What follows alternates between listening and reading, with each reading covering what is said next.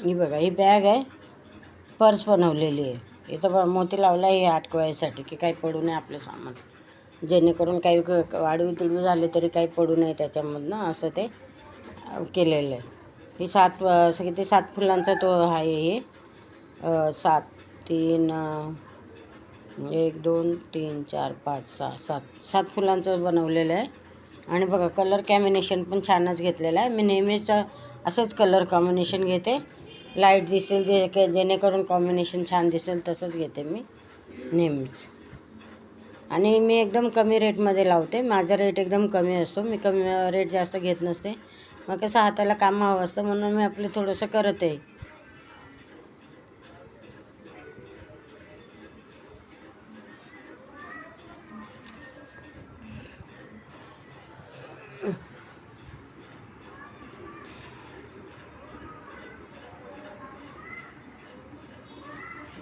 या मोबाईलच्या पर्स आहेत,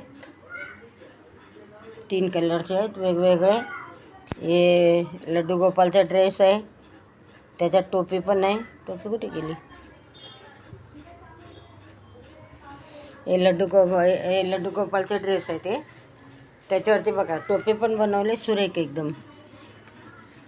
याच्यावरती टोपी पण बनवले, सुरेखच आहे एकदम टोपी पण. एक छोटा पण आहे, म्हणजे तुमचं शरीर बालगोपाल मोठा असेल छोटा असेल त्याप्रमाणे ते बसते. हे बघा, हा छोटा आहे, ही त्याची टोपी आहे.